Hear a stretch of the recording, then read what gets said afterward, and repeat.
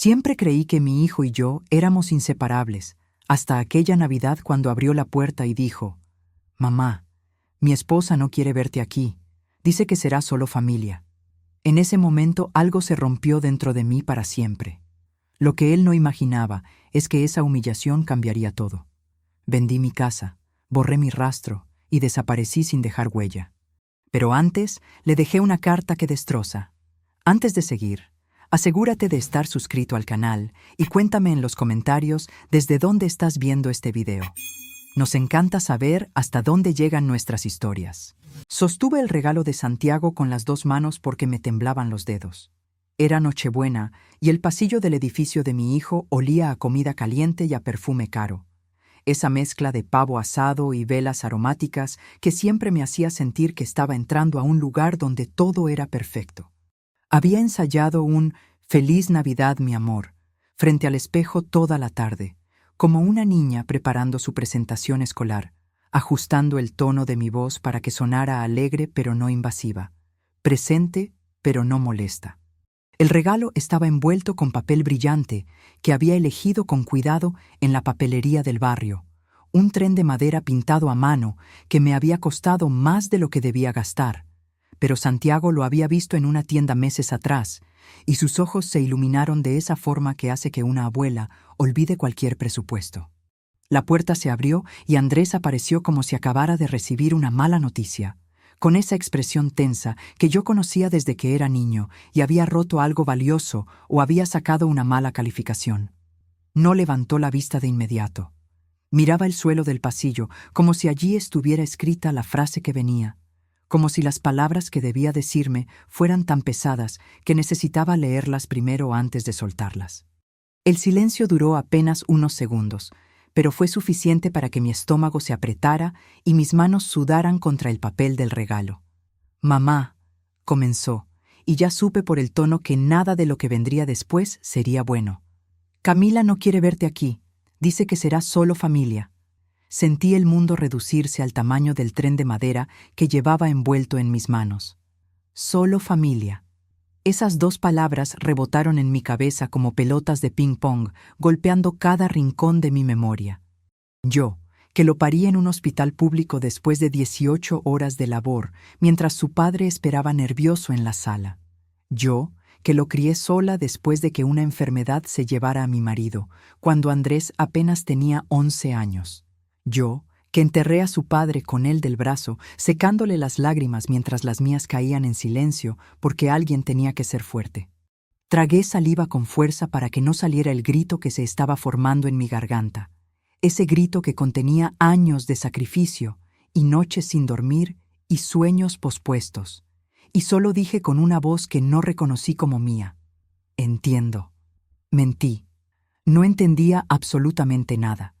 No entendía cómo mi hijo podía estar ahí parado, usando las palabras de otra persona para cerrarme la puerta en la cara más importante del año. Andrés dio un paso atrás, casi imperceptible, como si tuviera miedo de que yo intentara entrar a la fuerza o hacer una escena dramática en el pasillo. Detrás de él, en el interior cálido y perfumado de lo que alguna vez fue mi sueño cumplido para él, escuché la voz de Camila llamándolo con ese tono entre dulce y mandón que ya conocía bien. «Amor, se enfría la cena». No hubo abrazo. No hubo, «al menos pasa por un cafecito». No hubo, «lo siento, mamá». Solo su mirada esquiva y mi cuerpo paralizado sosteniendo un regalo que ya no tenía destinatario. Bajé las escaleras con cuidado, como si cada peldaño fuera de cristal y pudiera romperse bajo mis pies, contando cada uno para no pensar en lo que acababa de pasar, concentrándome en la mecánica de poner un pie delante del otro, porque si me detenía a procesar el dolor, me derrumbaría allí mismo. Afuera, la noche estaba fría y la ciudad estaba llena de luces navideñas que parpadeaban en cada ventana, guirnaldas brillantes que decoraban los árboles de las calles, villancicos sonando desde algún bar cercano. Todo el mundo parecía estar donde debía estar, excepto yo. Caminé las 6 cuadras hasta mi casa, apretando el regalo contra el pecho para no desmoronarme en plena calle, sintiendo que el tren de madera se clavaba contra mis costillas con cada paso, un recordatorio físico del rechazo. Cuando finalmente abrí la puerta de mi apartamento oscuro y vacío, sin luces navideñas porque pensaba pasar la noche con ellos, entendí con una claridad dolorosa que no era solo una Navidad arruinada. Era una frontera que acababa de cruzar sin darme cuenta, un punto de quiebre del que probablemente no habría retorno. Me llamo Elvira Ramos. Tengo 63 años. Soy maestra jubilada y viuda hace 12. Aunque a veces siento que llevo viuda mucho más tiempo, porque el duelo de perder un compañero nunca termina del todo. Solo aprende a convivir contigo como una sombra que se hace más tenue con los años, pero nunca desaparece. Durante décadas enteras pensé que mi único título importante no era profesora, ni licenciada, ni ninguna de las credenciales que colgué con orgullo en las paredes de mi salón de clases, sino simplemente mamá de Andrés. Ese era el rol que definía cada decisión, cada sacrificio, cada sueño aplazado. Trabajé doble turno durante años que se sienten ahora como vidas enteras, dando clases en una escuela pública por las mañanas y en un colegio privado por las tardes. Corregí exámenes de madrugada con los ojos ardiendo y el café frío a mi lado, mientras Andrés dormía en la habitación de al lado soñando sueños que yo protegía con mi insomnio. Di clases particulares los sábados a niños de familias acomodadas que podían pagar por atención personalizada, guardando cada peso como si fuera un ladrillo más para construir el futuro de mi hijo. Mi marido murió joven, a los 38 años, de un cáncer que llegó rápido y se lo llevó más rápido todavía. Y el duelo lo hice en movimiento, enseñando a otros niños, mientras protegía al mío, de ver cuánto me estaba rompiendo por dentro. Andrés tenía 11 años y sus ojos me preguntaban cada noche si yo también me iba a morir, aunque nunca lo dijera con palabras.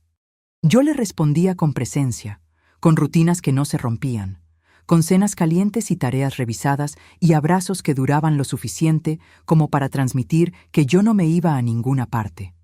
Vendí joyas que mi madre me había dejado, ropa que ya no usaba pero que guardaba por sentimentalismo, muebles antiguos que valían más de lo que pensaba. Pero jamás, ni en los momentos más difíciles, cuando las cuentas se amontonaban y el sueldo no alcanzaba, vendí los libros de Andrés ni recorté un centavo de su educación. Esa fue mi línea en la arena. Él iba a tener lo que yo no tuve, iba a estudiar en buenas escuelas, iba a tener uniformes limpios y materiales completos y excursiones pagadas. El apartamento donde él vive hoy, ese lugar del que acabo de ser excluida en Nochebuena, fue mi gran hazaña personal. Cada ladrillo de ese edificio está pagado con horas de tiza en mis dedos y voz gastada de tanto explicar las mismas lecciones a generaciones de niños. Lo compré cuando Andrés cumplió 25, cuando se graduó de la universidad y consiguió su primer trabajo, pensando que era mi regalo final, mi forma de decirle: ya está, hijo, ya tienes un lugar en el mundo que nadie te puede quitar. De niño, Andrés era mi compañero en todo. Me esperaba después de la escuela con café recién hecho, aprendido de verme hacerlo tantas mañanas. Me contaba sus miedos nocturnos y sus problemas con los amigos, sentado en el borde de mi cama como si mi habitación fuera un confesionario seguro. Me hacía reír con sus imitaciones de los profesores y sus teorías infantiles sobre cómo funcionaba el mundo. Éramos un equipo de dos contra cualquier adversidad. Me prometió una vez cuando tenía 15 años y acabábamos de visitar a una vecina anciana que vivía sola, mirándome con esos ojos serios que a veces lo hacían parecer mucho mayor: mamá, cuando sea grande, nunca te voy a dejar sola. Yo le creí sin dudarlo, con esa fe ciega que tienen las madres en las promesas de sus hijos. Con esa frase dormí muchas noches difíciles, usándola como manta contra el frío de la soledad y la incertidumbre. Cuando conoció a Camila hace 4 años, al principio la miré con ternura genuina. Pensé, con el corazón lleno de esperanza: por fin alguien que lo quiere tanto como yo, alguien que va a cuidarlo cuando yo ya no esté. La vi como una aliada, no como una competencia. Qué ingenua fui. Después de la boda, que fue modesta pero bonita, las llamadas telefónicas se hicieron más cortas, como si cada conversación tuviera un cronómetro invisible. Las visitas se volvieron más rápidas, siempre con prisa, siempre con un «tenemos que irnos ya» en los labios. Las excusas se hicieron más largas y elaboradas. Estamos muy ocupados con el trabajo. No queremos molestarte, descansa. Otro día, mamá. Hoy estamos agotados. El léxico completo del distanciamiento cortés, esa forma educada de decir, ya no te necesitamos tanto. Aún así, yo seguía siendo la misma. Seguía planchando sus camisas cuando me las traía, aunque ya casi no lo hacía. Seguía cocinando su platillo favorito cada vez que venía, ese pollo con papas que le encantaba desde niño. Seguía guardando recortes de periódico con artículos que pensaba que le interesarían, llamándolo para preguntarle cómo le había ido en reuniones importantes que él mencionaba de pasada.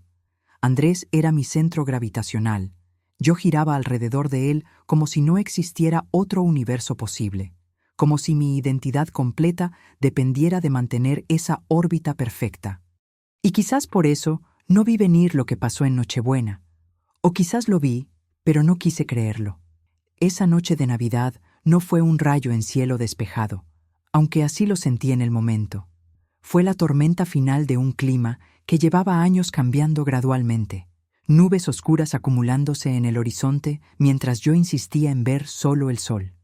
Camila entró en nuestras vidas hace 4 años con sonrisa perfecta y palabras tan cuidadosamente medidas que parecían salir de un manual de etiqueta.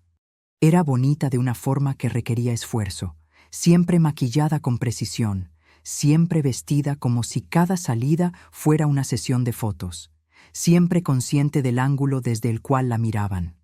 Andrés la conoció en el trabajo y llegó a casa hablando de ella con esa emoción nerviosa que tienen los hombres cuando sienten que encontraron algo especial. Yo me alegré genuinamente porque mi hijo merecía ser feliz. Merecía tener alguien con quien construir su propia historia. Desde el inicio, incluso antes de la boda, Camila hablaba mucho de límites saludables, de la pareja como prioridad absoluta, de construir una nueva familia con bases sólidas. Usaba ese lenguaje moderno de terapia y autoayuda que sonaba razonable y maduro, términos que yo escuchaba en programas de televisión y pensaba que eran señales de una generación más consciente. Yo la escuchaba con atención y asentía, queriendo desesperadamente ser la suegra moderna y comprensiva que no estorba, que respeta espacios, que no se convierte en el estereotipo de la suegra entrometida que todos temen. Poco a poco, tan gradualmente que casi no me di cuenta del cambio, todo lo que tenía que ver conmigo empezó a pasar por su filtro. Si yo llamaba a Andrés para invitarlo a comer el domingo, como habíamos hecho durante años, respondía ella antes de que él pudiera siquiera procesar la invitación. Hoy no podemos, suegra, estamos agotados del trabajo y necesitamos descansar en casa. Si yo ofrecía cuidar a Santiago cuando nació, pensando que así les daba tiempo a ellos para descansar o salir solos, ella decía con esa sonrisa que no llegaba a los ojos: no quiero que se acostumbre a otras rutinas. Gracias. Es mejor que esté con nosotros. Empezó a bromear delante de Andrés, en esas reuniones familiares donde yo todavía era invitada, diciendo cosas como: tu mamá es muy intensa, ¿verdad, amor? Ya sabes cómo se pone cuando tiene una idea en la cabeza. Se reía después, como si fuera un comentario cariñoso, como si estuviera haciendo una observación simpática y no clavando una etiqueta. La palabra intensa se quedó pegada en mi piel como una etiqueta de precio que no elegí, pero que todos podían ver. Una forma de descalificar cualquier cosa que yo dijera o sintiera, reduciéndola a una característica de mi personalidad exagerada. En las reuniones familiares, fueran en su casa o en casa de los padres de Camila, ella tomaba el control absoluto de los temas de conversación, de los horarios de llegada y salida, de cuándo era momento de despedirse. Dirigía las veladas como una directora de orquesta, y todos seguíamos su batuta sin darnos cuenta de que habíamos cedido ese poder. Hablaba de su propia familia con calidez evidente, contando anécdotas largas sobre sus padres, sus hermanos, sus tíos, llenando el espacio con sus historias. Pero cuando se refería a mí, era con una cortesía fría y formal, como si yo fuera una conocida lejana y no la madre del hombre con quien compartía su vida. Andrés, mi hijo que alguna vez tuvo pensamientos propios y palabras que nacían de su corazón, empezó a repetir las frases de ella como si fueran suyas. Usaba los mismos argumentos sobre límites y espacios. adoptaba sus gestos cansados cuando yo llamaba más de una vez en la semana, suspiraba de la misma forma que ella cuando yo sugería cualquier plan. Era como ver a mi hijo desaparecer lentamente y ser reemplazado por una versión editada que respondía a otro guión. Sentí que la relación con Andrés ya no era un camino directo y transparente, como había sido durante 25 años, sino un laberinto complicado con guardiana en cada esquina. Ya no podía simplemente llamarlo y hablar con él. Tenía que calcular el momento correcto, las palabras precisas, el tono que no sonara intenso ni exagerado. Camila no solo era la esposa de Andrés, ese rol que yo respetaba y celebraba. Se convirtió en la puerta de acceso a mi hijo, y más importante aún, en el cerrojo que decidía cuándo esa puerta se abría o se cerraba. Y yo, sin darme cuenta de cuándo había ocurrido exactamente el cambio, empecé a pedir permiso para ver a mi propio hijo. Empecé a preguntar, ¿les viene bien si paso el sábado? En lugar de simplemente decir, los veo el sábado. Empecé a disculparme por llamar, por sugerir, por existir en su espacio. El desequilibrio se instaló de forma permanente cuando dejé de ser sujeto activo en la relación con mi hijo y pasé a ser tema de conversación entre ellos, algo que discutían en privado y sobre lo cual tomaban decisiones sin consultarme. Lo peor es que todo esto sucedió con tanta sutileza que yo misma dudaba de mis percepciones. Me preguntaba si estaba exagerando, si estaba viendo problemas donde no los había, si mi soledad de viuda me hacía malinterpretar situaciones normales. Camila nunca gritó, nunca fue abiertamente hostil, nunca me insultó. Simplemente fue tejiendo una red invisible que cada día me alejaba un poco más de Andrés, y yo no supe cómo defenderme de algo que no podía nombrar con claridad. Los comentarios de Camila nunca eran abiertamente agresivos ni groseros de una forma que yo pudiera señalar directamente, pero siempre dejaban un rasguño emocional que dolía durante días. Eran como papel que corta la piel suavemente, un daño pequeño que arde más de lo que debería. Escuchaba sus palabras dichas a Andrés en conversaciones que yo no debía oír, pero que llegaban a mis oídos de formas indirectas. Tu mamá opina demasiado sobre cómo criamos a Santiago. Tu mamá no entiende nuestra forma de hacer las cosas. Tu mamá se mete en todo, ¿no te das cuenta? Andrés, que solía responder mis mensajes con párrafos largos contándome detalles de su día, empezó a contestar con monosílabos secos y emojis vacíos que no decían nada. ¿Ok? Sí. Luego hablamos, acompañados de caritas amarillas que parecían más una obligación que una expresión genuina. Las llamadas telefónicas, que antes duraban media hora fácilmente, se redujeron a 5 minutos apurados donde él sonaba distraído, como si estuviera haciendo otra cosa mientras hablaba conmigo. Las invitaciones a su casa, cuando llegaban, venían con condiciones y advertencias que las hacían casi imposibles de aceptar. Si quieres venir un rato el domingo, mamá, pero ya casi nos vamos a dormir temprano porque Andrés tiene que madrugar el lunes. Era como ser invitada a una fiesta que ya estaba terminando, donde tu presencia era tolerada pero no deseada. En las fotos que subían a redes sociales, esas ventanas perfectamente curadas de sus vidas felices, yo desaparecí lentamente como si nunca hubiera estado. Había fotos de los padres de Camila con Santiago, de sus hermanos, de sus amigos, pero yo fui borrada del álbum digital de mi propia familia. Los adornos que les había regalado con tanto cariño fueron desapareciendo de su casa uno por uno, como si un ladrón selectivo visitara su apartamento regularmente. El reloj de pared que compré cuando se mudaron, con sus iniciales grabadas, ya no estaba en la sala. El mantel tejido a mano que me tomó meses terminar ya no cubría su mesa. Las tazas de cerámica que traje de un viaje especialmente pensando en ellos ya no aparecían en las fotos de sus desayunos perfectos. Todo lo que llevaba mi huella fue siendo eliminado sistemáticamente. Cuando finalmente reuní el valor para preguntar por uno de los cuadros que había pintado yo misma, una vista del parque donde Andrés jugaba de niño, Camila sonrió con esa dulzura falsa que ya reconocía bien y dijo: «Ay, suegra, lo guardé en el depósito porque no combinaba con la decoración minimalista que estamos buscando. Pero lo tenemos guardadito, no te preocupes». El cuadro que me tomó semanas pintar fue reducido a algo que no combinaba con su estética de revista. Un día, cuando llegué unos minutos antes de lo acordado para dejar un regalo de cumpleaños para Santiago, escuché sin querer una conversación entre ellos mientras subía las escaleras. La voz de Camila llegaba clara desde el apartamento. No quiero que Santiago dependa emocionalmente de tu mamá, Andrés. Es importante que sus figuras de apego principales seamos nosotros. No digo que tu mamá sea mala persona, pero necesitamos marcar límites claros. Me quedé paralizada en el pasillo, sosteniendo el regalo, sintiendo cómo me transformaban en amenaza psicológica disfrazada de preocupación parental legítima. Las visitas, que ya eran pocas, se redujeron a lo justo y necesario, como si yo fuera un trámite burocrático que había que cumplir de vez en cuando por obligación social. Cumpleaños importantes, alguna festividad mayor, momentos donde mi ausencia sería notada por otros familiares. Pero las cenas casuales, los cafés espontáneos, las tardes de simplemente estar juntos que habían sido la textura de nuestra relación durante décadas, todo eso desapareció por completo. Si yo proponía un plan, cualquier plan, Camila encontraba inmediatamente un pero razonable. Ese día tenemos pediatra. Santiago está con un resfriado. Andrés tiene mucho trabajo. Pero si la madre de Camila proponía exactamente lo mismo, de repente todo eran facilidades, cambios de horario milagrosos, energía renovada. Claro, suegra, los esperamos con el almuerzo listo. Qué buena idea, así Santiago pasa tiempo con sus abuelos.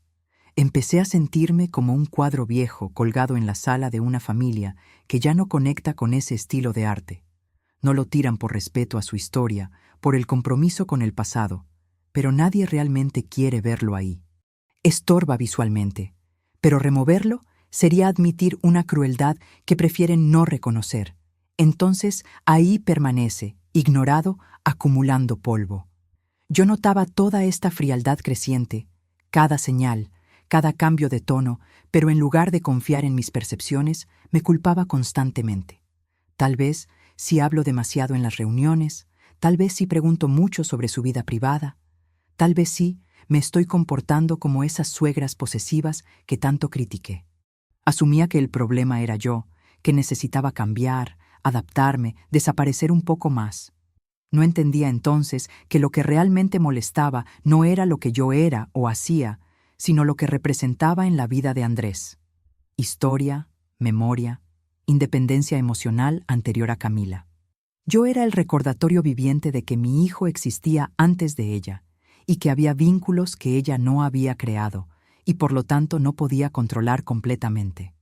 La Navidad, donde me cerraron la puerta en la cara, fue solo el primer no dicho de frente, sin disfraces ni excusas. Los no anteriores venían envueltos en sonrisas educadas y justificaciones razonables.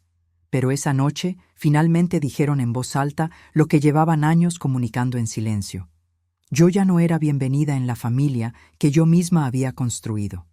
Después de esa Nochebuena que marcó un antes y un después en mi vida, pasé días enteros encerrada en mi apartamento, revisando mentalmente cada escena de los últimos años. Me levanté cada mañana con la misma pregunta.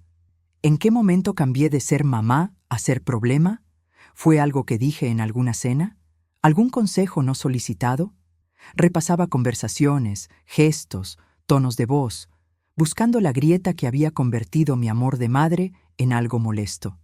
Reuní coraje durante 3 días antes de intentar hablar con Andrés por teléfono, ensayando las palabras para que sonaran calmadas y no acusatorias. Cuando finalmente marqué su número con las manos temblando, esperé cada timbre como una eternidad. Hijo, comencé cuando contestó con un hola seco. Quiero entender qué pasó en Navidad. ¿Qué hice mal? Él respondió con ese tono de impaciencia que usan las personas cuando están resolviendo algo más importante. Mamá, no hagas drama. Camila solo quiere tranquilidad para criar a Santiago sin presiones externas. No es nada personal. No es nada personal, repitió mi mente. Como si excluir a tu madre de la Navidad pudiera ser impersonal. Apagué el celular después de despedirme con una voz que no reconocí y me quedé sentada frente al árbol navideño vacío que había puesto pensando que esa noche estaría con ellos. Las luces parpadeaban en la oscuridad como testigos silenciosos de mi soledad, haciendo eco de la pregunta: ¿eres tú el problema? Escribí mensajes largos a Andrés durante los días siguientes, párrafos donde explicaba mi dolor, donde pedía una conversación real, donde le recordaba todo lo que habíamos sido. Pero los borraba todos, reemplazándolos con algo corto. Te quiero, hijo. Aquí estoy para lo que necesites. 3 líneas que no decían nada de lo que realmente sentía. Me prometí que no criticaría a Camila en voz alta jamás, que no mencionaría lo de Navidad como una herida sangrante, que no reclamaría atención ni tiempo. Me convencí de que si yo era más pequeña, más silenciosa, más invisible, encontraría la forma correcta de encajar sin causar fricción. Cuando por fin logré verlo unos días después, en un café neutral a medio camino, porque él dijo que no tenía mucho tiempo, sonreí como si nada hubiera pasado. Le llevé un tupper con comida que había preparado esa mañana, su favorita, esperando que el olor familiar lo transportara a cuando éramos solo nosotros dos. Le pregunté por el trabajo, por Santiago y sus primeros pasos, por sus planes para el año nuevo. Él contestó correcto y educado, pero con la mirada en otra parte, revisando su teléfono cada pocos minutos, dejando claro que tenía lugares más importantes donde estar. Yo pensaba, si cedo un poco más, si soy más suave, si callo mis necesidades, eventualmente lo recupero. Traté de justificar a Camila con explicaciones razonables. Está cansada de la maternidad temprana, es joven, criar un bebé agota a cualquiera. Me inventaba narrativas donde ella no era la villana, sino simplemente una mujer abrumada protegiendo su espacio, y yo era la suegra que no sabía cuándo retroceder. Me tragué cada lágrima para no parecer dramática, ese adjetivo que tanto temía porque sabía que una vez que te lo ponen, es imposible quitártelo. Cada vez que sentía el nudo en la garganta, respiraba profundo, contaba hasta 10. Me recordaba que mostrar dolor era confirmar que yo era el problema. Seguí llevando regalos para Santiago, comida preparada con amor, aunque sabía que probablemente terminaría olvidada, cuidados que nadie me pedía, pero que yo ofrecía compulsivamente. Era como quien riega una planta seca esperando que resucite, negándose a aceptar que quizás ya murió, y lo que queda es solo el cascarón. No sabía que mientras yo me esforzaba desesperadamente por mantener la paz a cualquier costo, por ser la madre invisible que no causa problemas, ellos ya estaban planeando algo mucho más concreto que mi exclusión emocional. No sabía que mientras yo trataba de salvar nuestra relación, ellos ya habían decidido cómo quedarse con el apartamento que yo había pagado, que representaba años de mi vida trabajando y ahorrando. La paz que yo tanto quería preservar ya estaba rota, pero yo seguía pegando los pedazos con mis propias manos sangrantes, negándome a ver que algunos quiebres son irreparables y que ninguna cantidad de amor puede reparar lo que alguien más ha decidido destruir. Fui al apartamento de Andrés un martes por la tarde para dejar unos juguetes que había comprado para Santiago antes de Navidad, cuando todavía pensaba que tendría oportunidad de dárselos en persona. Había guardado la compra durante semanas esperando el momento correcto que nunca llegó, y finalmente decidí dejarlos allí aunque nadie me los hubiera pedido. Tenía una copia de la llave que Andrés me había dado años atrás para emergencias. Pensé que a esa hora nadie estaría en casa y podría simplemente dejar los juguetes con una nota cariñosa. Entré en silencio, casi de puntillas, sintiendo que me movía como una invitada no autorizada en un museo que alguna vez había sido mío, que yo misma había pagado. El apartamento olía diferente, a velas caras y a una vida construida sin incluirme. Mientras caminaba hacia la sala, noté que algunos libros infantiles estaban desparramados en el pasillo. Los ordené por instinto, ese reflejo materno de dejar las cosas mejor, y fue entonces cuando vi un sobre de papel manila caído detrás del aparador, medio escondido como si alguien lo hubiera guardado con prisa. Lo recogí con la intención de ponerlo en un lugar más visible, pero estaba abierto y el encabezado capturó mi atención. Precontrato de transferencia de propiedad. Mi corazón empezó a latir más rápido, mientras mis ojos recorrían las líneas, reconociendo mi dirección, la descripción de mi apartamento, el que seguía legalmente a mi nombre. En enero, decía el documento, Se programaría una reunión conmigo para formalizar la donación voluntaria del inmueble. Sentí que el suelo se movía. No había mi firma en ninguna página. No había registro de mi voz. No había evidencia de que yo hubiera participado en esta decisión. Solo estaba su plan, esperando únicamente que yo pusiera mi nombre donde ellos habían decidido. Leí una frase que me atravesó.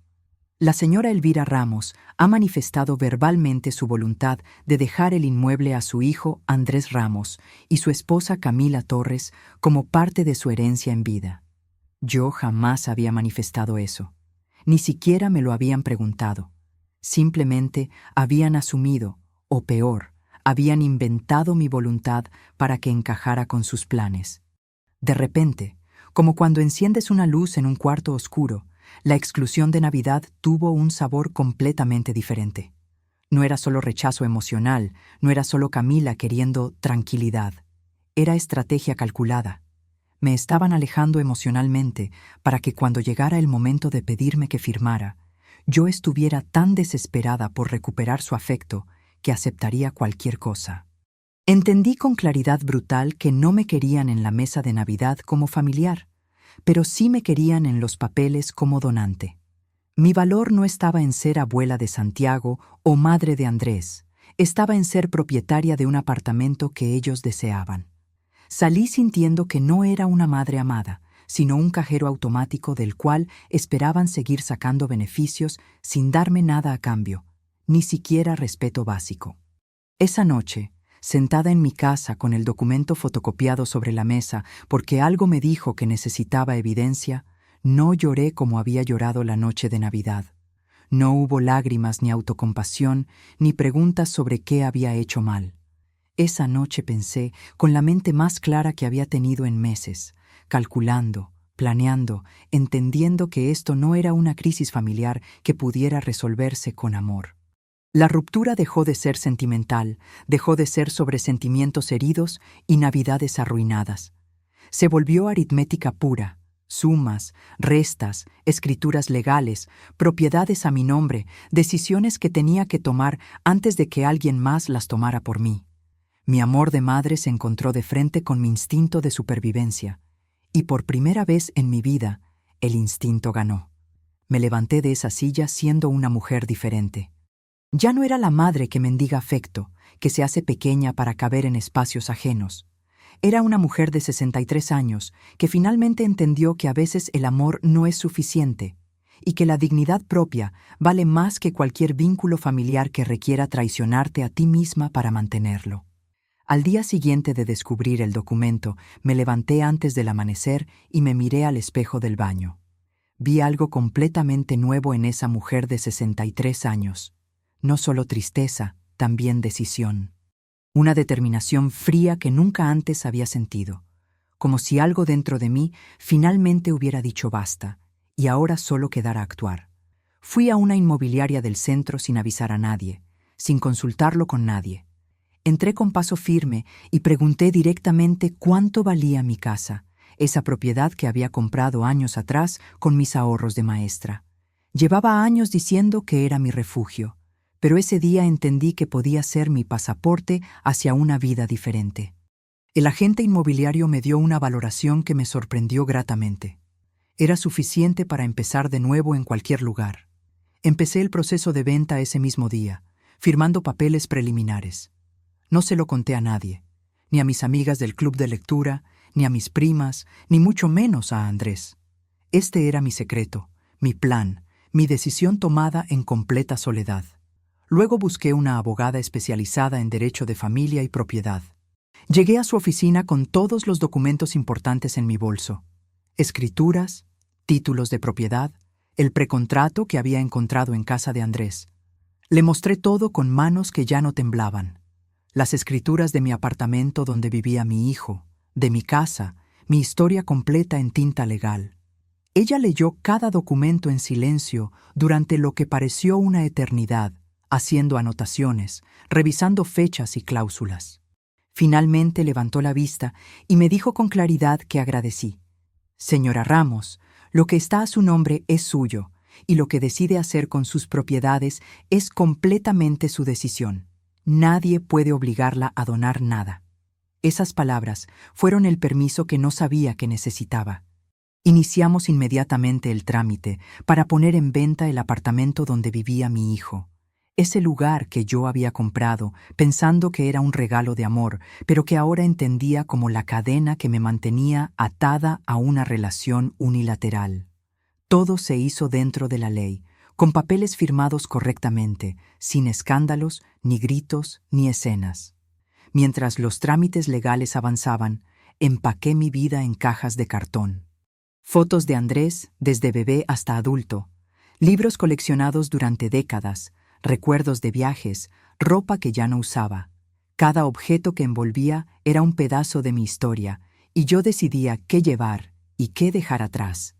Alquilé un pequeño loft amueblado en otro barrio, pagando 3 meses por adelantado en efectivo. Nadie de mi círculo conocía la dirección. Nadie sabía siquiera que lo había rentado.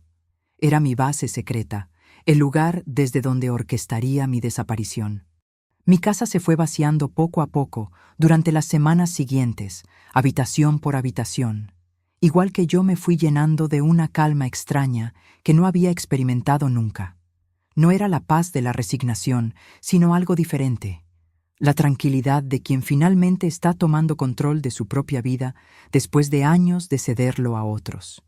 Si ya no les sirvo como madre, si solo soy valiosa por lo que poseo, entonces que tampoco dependan de mí como propiedad, me repetía cada vez que la culpa intentaba aparecer.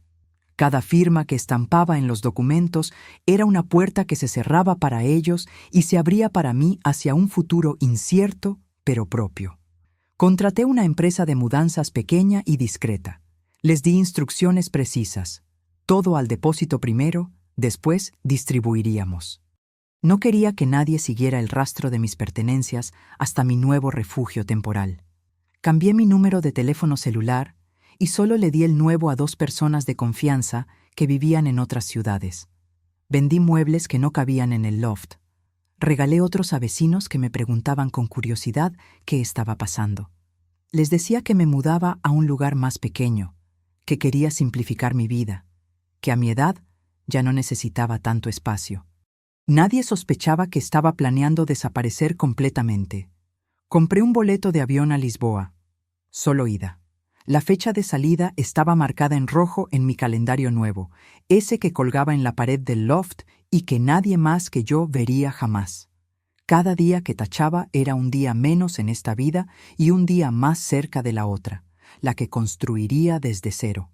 El plan estaba casi completo, la casa vendida, el apartamento en proceso avanzado de venta, mis pertenencias empacadas, el loft rentado, los ahorros transferidos a una cuenta nueva.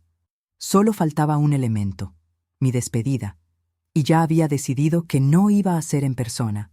No les daría la oportunidad de manipularme una vez más con palabras o lágrimas.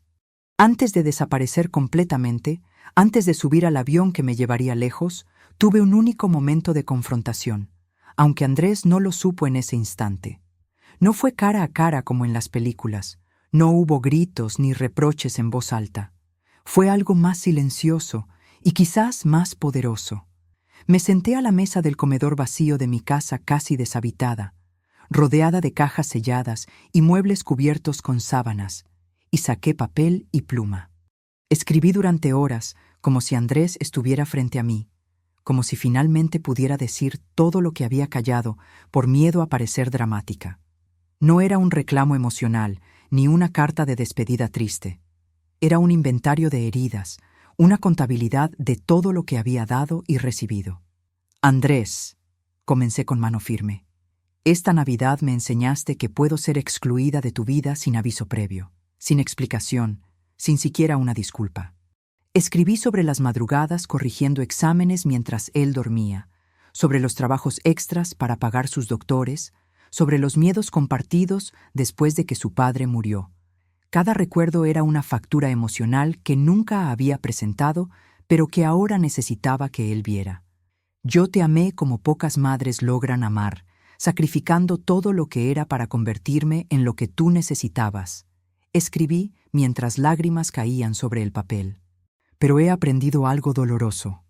Amor sin respeto se convierte en humillación, y ya no puedo seguir aceptando migajas de afecto de quien fue mi mundo completo.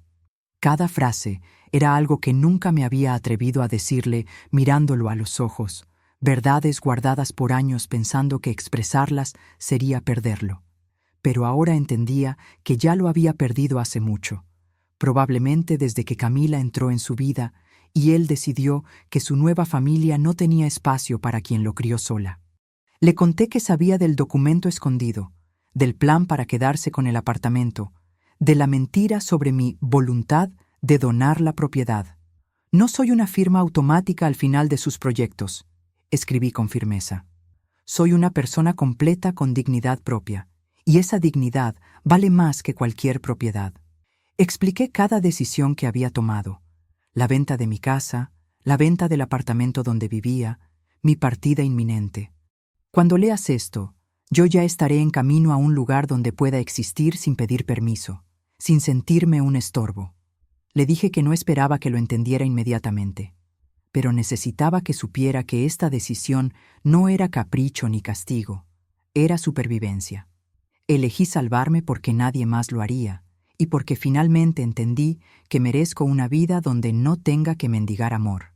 Al final de la carta, lo enfrenté de la única manera que podía, por escrito, donde mis palabras quedaban registradas sin poder ser distorsionadas. Te deseo felicidad, Andrés. Espero que construyas la vida que quieres con Camila y Santiago, pero esa vida ya no me incluye, no porque tú me hayas excluido, sino porque yo elegí excluirme antes de perder mi dignidad. Doblé la carta con cuidado y la guardé en un sobre blanco junto con una copia de las escrituras y las llaves del apartamento. Agregué los documentos de venta, para que no quedara duda de que todo era legal e irreversible. Caminé hasta su edificio por última vez, sintiendo que cada paso me alejaba de quien había sido durante 63 años.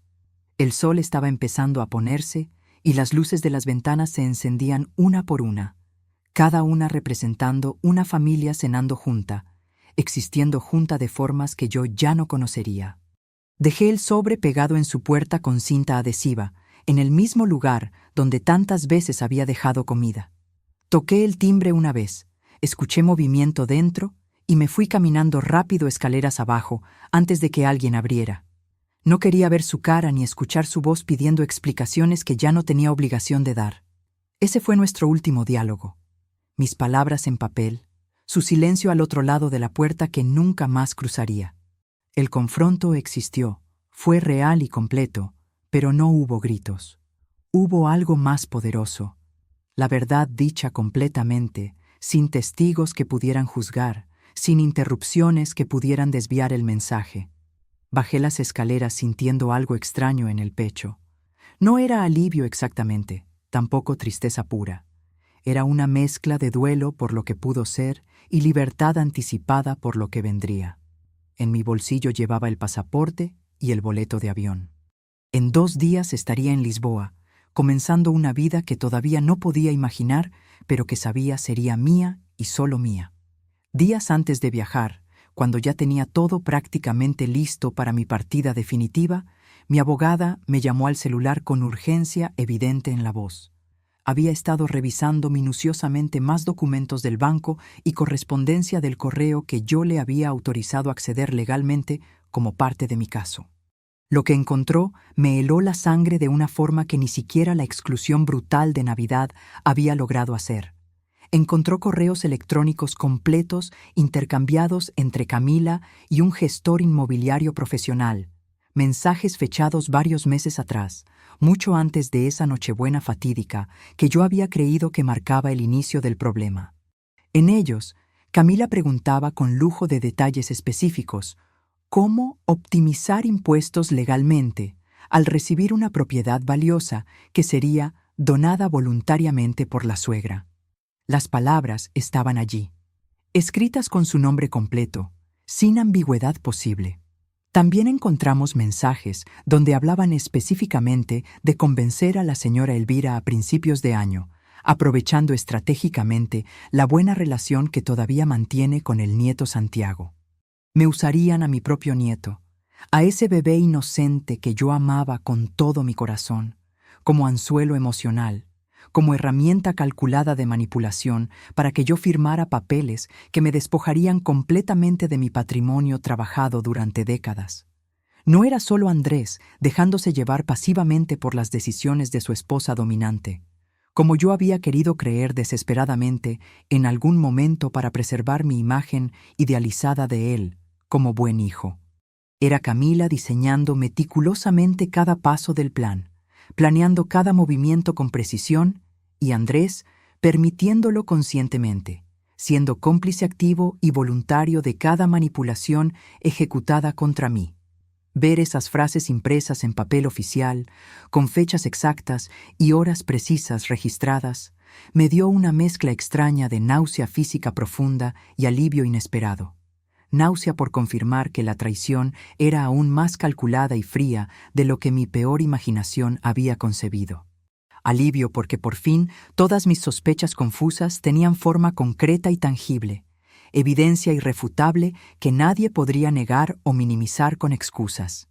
Ya no podía seguir diciéndome a mí misma, con voz insegura, tal vez estoy exagerando las cosas por mi soledad, tal vez malinterpreté sus intenciones por mi sensibilidad excesiva, tal vez soy yo quien está viendo maldad donde no la hay realmente. No. Estaba todo allí, documentado meticulosamente en blanco y negro, con la firma digital de Camila al final de cada correo estratégico. Mi abogada me explicó con paciencia profesional y tono serio las implicaciones legales completas de todo esto.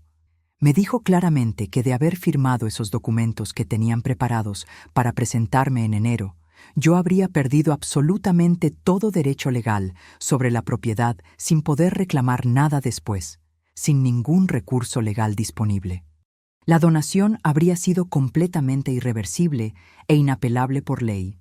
Entendí entonces con claridad cristalina y dolorosa que la humillación de Navidad, ese momento horrible donde me cerraron la puerta en la cara, no había sido un simple accidente emocional desafortunado ni un arrebato momentáneo de Camila.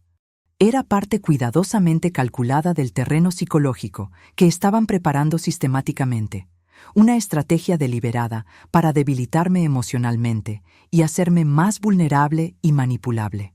Yo no era simplemente la suegra incómoda que estorbaba sus planes ideales de familia nuclear perfecta. Pensé mientras miraba fijamente los documentos comprometedores esparcidos sobre el escritorio pulido de la abogada. Era el obstáculo legal principal que impedía que se quedaran con una propiedad valiosa sin pagar un solo centavo por ella. Ese descubrimiento devastador fue definitivamente el punto sin retorno posible en mi decisión de irme del país.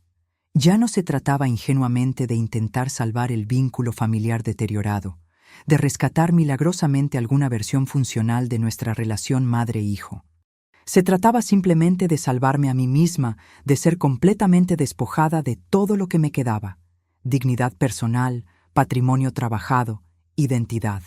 Quemé simbólicamente en mi mente las últimas dudas persistentes que todavía albergaba en algún rincón irracional de mi corazón, junto con las fotocopias adicionales de documentos que ya no necesitaba guardar porque las originales estaban seguras con mi abogada.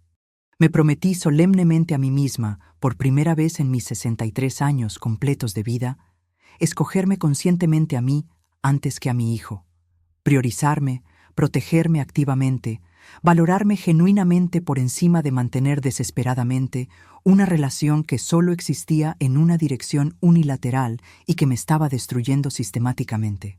Esa promesa personal fue simultáneamente la más dolorosa que había hecho jamás, porque significaba aceptar la pérdida definitiva de mi hijo, y también la más liberadora, porque significaba recuperarme a mí misma después de décadas de haberme perdido. El plan ya no era simplemente irme lejos geográficamente y desaparecer de sus vidas. Era mucho más profundo. Era no permitir que mi historia personal, mi narrativa vital completa, mi vida entera terminara siendo escrita arbitrariamente por otras personas que solo me veían como un medio para sus fines egoístas. Era recuperar la autoría completa de mi propia existencia. Fui a la agencia de viajes del centro con una sola frase resonando en mi cabeza como un mantra liberador: solo ida. No quería boleto de regreso. No quería dejar abierta la posibilidad de volver. No quería mantener ningún puente con esta vida que estaba dejando atrás deliberadamente. Vi el mapa mundial gigante colgado en la pared de la agencia, y mis ojos se detuvieron casi instintivamente en Portugal, sin razón lógica aparente. No conocía a nadie allí. No hablaba el idioma más allá de algunas palabras similares al español. No tenía plan específico. Pero algo en ese pequeño país al borde del Atlántico me llamaba. «Un boleto a Lisboa, por favor», le dije a la agente de viajes con voz firme, como si estuviera pidiendo pan en la panadería del barrio, como si fuera la cosa más normal del mundo que una mujer de 63 años comprara un boleto solo de ida a otro continente. Pagado el pasaje con el dinero de la venta de mi casa, sentí físicamente que mi vida tenía fecha de salida definitiva. Por fin. Ya no era un plan vago o un sueño imposible. Era un boleto real con fecha impresa. 15 de enero. En 2 semanas estaría cruzando el océano hacia una vida completamente nueva. Terminamos de firmar todos los papeles finales de la venta de mi casa con el notario presente.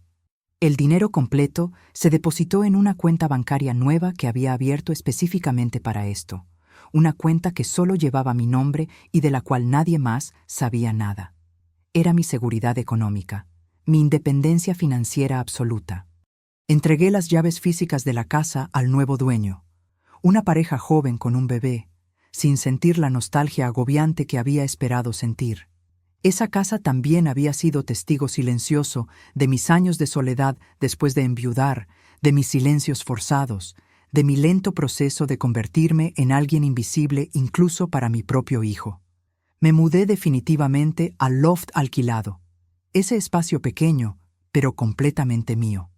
Tenía solo lo esencial: un colchón en el suelo, una mesa plegable, 2 maletas con ropa básica, algunos libros que no podía dejar.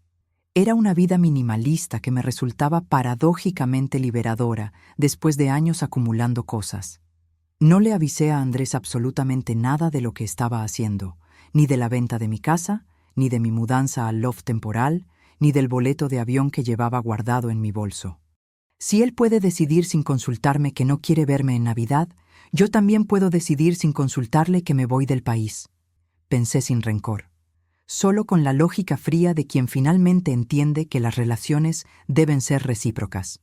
Guardé cuidadosamente en una mochila de viaje mi pasaporte vigente, algo de ropa cómoda para el vuelo largo, un cuaderno completamente en blanco donde escribiría mi nueva vida, y una foto vieja de Andrés cuando era niño, la única que me permití llevar como recuerdo de lo que fuimos antes de que todo se rompiera. Dejé mi celular preparado para desconectarse automáticamente de todo, menos de lo absolutamente imprescindible. Borré redes sociales, cerré cuentas de correo antiguas, eliminé contactos que ya no necesitaba. Era una purga digital que simbolizaba la purga emocional que estaba haciendo. No esperaba comprensión de nadie cuando finalmente descubrieran lo que había hecho, ni perdón por tomar decisiones unilaterales, ni siquiera que me entendieran las razones profundas. Solo esperaba una cosa: paz. Esa paz que no había tenido en años, la tranquilidad de existir sin estar constantemente pendiente de si molestaba, si estorbaba, si era demasiado. Esa noche, acostada en el colchón del loft con las luces de la ciudad filtrándose por la ventana, por primera vez en muchos años dormí profundamente, sin revisar compulsivamente si Andrés me había escrito, sin esperar mensajes que nunca llegaban, sin esa ansiedad constante de ser ignorada. La decisión estaba completamente tomada e irreversible. No iba a ser más el suelo que todos pisan sin consideración, asumiendo que siempre estaré ahí soportando todo. Iba a ser el camino que yo misma elijo recorrer, hacia donde yo decida ir, al ritmo que yo determine. Al amanecer del día siguiente, mientras preparaba café en la pequeña cocina del loft y veía el sol salir sobre la ciudad que pronto dejaría para siempre, supe con absoluta certeza que la madre abnegada que se quedaba en ese país, en esa vida, en esa historia, ya no era yo. Era solamente la versión vieja y gastada de mí misma, la que había permitido ser invisible. La nueva Elvira estaba a punto de nacer al otro lado del océano. Cuando Andrés recibió la carta que dejé pegada en su puerta, yo ya había cruzado el océano Atlántico y estaba aterrizando en Lisboa bajo un cielo gris de enero. Supe después, varios meses más tarde, por una prima que mantuvo contacto conmigo a través de un correo electrónico nuevo que solo ella conocía, que mi hijo se desplomó literalmente en el pasillo de su apartamento al leer mis palabras. Según me contó mi prima, Andrés leyó la carta completa en voz alta para Camila, como si necesitara que alguien más confirmara que lo que estaba leyendo era real y no una pesadilla. Cuando llegó a la frase «amor sin respeto se convierte en humillación», su voz se quebró completamente y rompió a llorar de una forma que Camila nunca le había visto, con sollozos profundos que salían desde un lugar muy hondo de culpa y arrepentimiento tardío. Llamó a mi número de teléfono una y otra vez durante días completos, dejando mensajes desesperados en el buzón de voz que se convirtió en su confesor improvisado. «Mamá, por favor, contesta. Podemos hablar, puedo explicar. No sabía que te sentías así. Por favor, dime dónde estás». Pero yo había cambiado de número antes de irme, y ese teléfono que él llamaba ya no existía, igual que la Elvira que él conocía ya no existía. Camila intentó minimizar la situación al principio, usando su estrategia habitual de control. «Tu mamá está exagerando como siempre, Andrés. Ya sabes cómo se pone. Se va a arrepentir de esto en unos días y va a volver con la cola entre las piernas pidiendo perdón». Pero el sobre grueso que yo había dejado contenía no solo la carta emocional, sino también las escrituras del apartamento y el aviso legal de venta ya iniciada. Documentos que no dejaban absolutamente ningún espacio para fantasías o negaciones convenientes. Tuvieron que buscar urgentemente otro lugar donde vivir, con prisa angustiante, con mucho menos comodidad de la que estaban acostumbrados, con menos certezas sobre su futuro económico. La casa que habían dado por segura, que habían asumido como suya sin siquiera consultarme, era de pronto un recordatorio doloroso de una verdad fundamental. No puedes pisar indefinidamente a quien sostiene el piso bajo tus pies sin que eventualmente ese piso se retire. Los familiares de ambos lados, que habían sido testigos silenciosos de cómo me trataban durante años, dejaron gradualmente de mirar a Camila con tanta simpatía automática.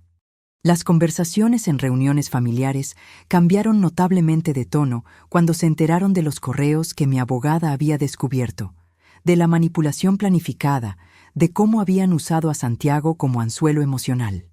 Andrés empezó a escuchar comentarios incómodos que nunca había querido oír antes, frases que la gente había callado por cortesía, pero que ahora salían sin filtro. «Tu madre siempre estuvo sola después de que tu padre murió. Trabajó doble turno para darte todo, y tú, bueno, tú sabes lo que hiciste». Cada comentario era como un cuchillo pequeño que se clavaba en su conciencia. Por primera vez en años, Andrés se vio a sí mismo no como la víctima de una madre intensa y dramática que no respetaba su espacio, sino como lo que realmente era: un hijo ausente que había permitido que su esposa manipuladora borrara a su propia madre de su vida mientras planeaban quedarse con sus propiedades. Camila intentaba defenderse en esas reuniones familiares tensas, pero los correos impresos que algunos familiares habían visto traicionaban cada una de sus palabras. La imagen cuidadosamente construida de nuera razonable que solo protege su núcleo familiar se resquebrajó públicamente, revelando a una mujer calculadora que había orquestado el alejamiento de una suegra generosa para beneficio propio. Perdieron la casa físicamente cuando los nuevos dueños tomaron posesión legal. Perdieron la comodidad económica de vivir sin pagar renta en un apartamento que no era suyo. Y sobre todo, perdieron la certeza psicológica de que yo siempre estaría ahí disponible, esperando, perdonando, cediendo. Esa certeza había sido su red de seguridad invisible y ahora había desaparecido por completo. Andrés se enfrentó finalmente a una verdad brutal que había evitado durante años.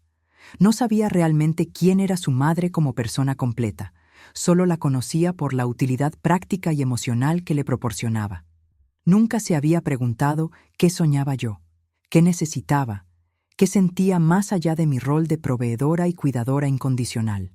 La caída moral que experimentaron no fue pública ni escandalosa, no salió en las noticias ni causó un drama de vecindario. Fue íntima, privada, contenida en las paredes de su nuevo apartamento más pequeño y en las miradas de reproche de familiares que antes los apoyaban. Y precisamente por ser tan íntima y personal, dolió muchísimo más que cualquier escándalo público. Lisboa me recibió con olor penetrante a mar salado y a café fuerte servido en tazas pequeñas de porcelana blanca. Nadie sabía mi nombre completo, nadie conocía mi historia pasada, nadie tenía expectativas previas sobre quién debía ser o cómo debía comportarme, y eso fue un alivio tan profundo que casi me hizo llorar la primera noche sola en mi nueva ciudad. Alquilé un pequeño apartamento amueblado en el barrio de Grasa, con ventanas altas que miraban directamente al río Tajo, brillando bajo el sol portugués. Era modesto comparado con la casa espaciosa que había vendido, con muebles simples y paredes que necesitaban pintura, pero era completamente mío, sin condiciones ni obligaciones invisibles atadas. Caminé sin prisa alguna por calles empedradas estrechas que subían y bajaban colinas, dejando que mis pasos se acostumbraran lentamente a la idea revolucionaria de ser completamente libres, de no tener que llegar a ningún lugar específico, de no tener que reportarle a nadie sobre mi paradero o mis planes diarios. Me inscribí en un taller comunitario de pintura que encontré anunciado en un café del barrio, algo que no había hecho desde que tenía 15 años, y soñaba con ser artista antes de que la vida me convirtiera en maestra, esposa, madre. La primera vez que manché un lienzo en blanco con colores vibrantes, sentí físicamente que recuperaba una voz creativa que no había usado desde antes de convertirme en madre, una parte esencial de mí que había quedado congelada en el tiempo. En un café tradicional de Alfama, mientras tomaba un pastel de nata tibio y miraba el río desde la ventana, conocí a otras mujeres mayores que también habían rehecho sus vidas lejos de sus países de origen. Eran una italiana de 68 años, una francesa de 71, una brasileña de 65. Hablábamos de nietos y de hijos, sí, porque esas historias seguían siendo parte importante de nosotras. Pero también hablábamos largamente de libros que estábamos leyendo, de música de fado que descubríamos juntas en bares pequeños, de deseos propios que habíamos pospuesto durante décadas completas y que ahora finalmente perseguíamos sin culpa. Cada día que pasaba sin tener que pedirle permiso a nadie para existir, sin tener que justificar mis decisiones o suavizar mi presencia para no molestar, sentía que me crecía una piel nueva y más fuerte. Era como una serpiente que muda su piel vieja y gastada y emerge brillante, renovada, lista para una nueva etapa. Pensaba en Andrés regularmente. Sí, porque un hijo no se borra del corazón así como así, sin dejar marca. Pero ya no pensaba en él como mi dueño afectivo, como la persona que definía mi valor y mi identidad completa. Empecé a verlo como lo que era. Un hombre adulto de 38 años que había tomado sus propias decisiones y ahora vivía con las consecuencias naturales de esas elecciones. A veces me sentaba en un banco junto al río Tajo al atardecer. Miraba el agua moverse eternamente hacia el océano y me decía en voz alta para convencerme: no desaparecí realmente. Solo cambié de mapa para poder existir auténticamente. Y cada vez que lo decía con más convicción, lo creía más profundamente. Seguí pintando en el taller todas las semanas sin falta, viajando en tren a pueblos pequeños cercanos los fines de semana, llenando mi cuaderno nuevo con palabras que eran exclusivamente para mí, no para ser leídas o juzgadas por nadie más. Escribía sobre el mar, sobre la libertad tardía, sobre el dolor inevitable del renacimiento, sobre la belleza inesperada de la soledad elegida conscientemente. Mi identidad completa dejó de ser únicamente la mamá de Andrés o la viuda de Roberto, para convertirse en algo mucho más simple, pero infinitamente más enorme y liberador. Elvira. Solo Elvira. Una mujer completa con historia propia, sueños propios, futuro propio que construir. Guardé una llave simbólica en mi bolso de todos los días.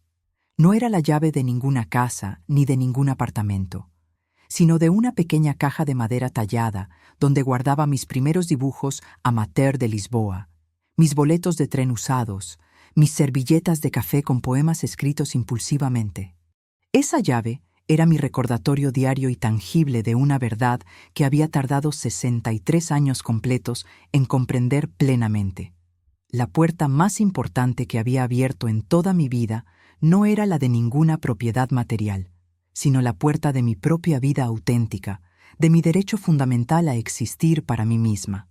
Entendí finalmente, con una claridad que solo da la distancia geográfica y emocional, que a veces desaparecer completamente es la única forma real de volver a existir verdaderamente. Y yo, por primera vez en décadas, existía. No para otros, no a través de otros, no en función de otros. Simplemente existía, respiraba, sentía, vivía. Y era suficiente. Yo era finalmente suficiente. Si esta historia te impactó, deja tu like y suscríbete ahora mismo. Y no esperes más.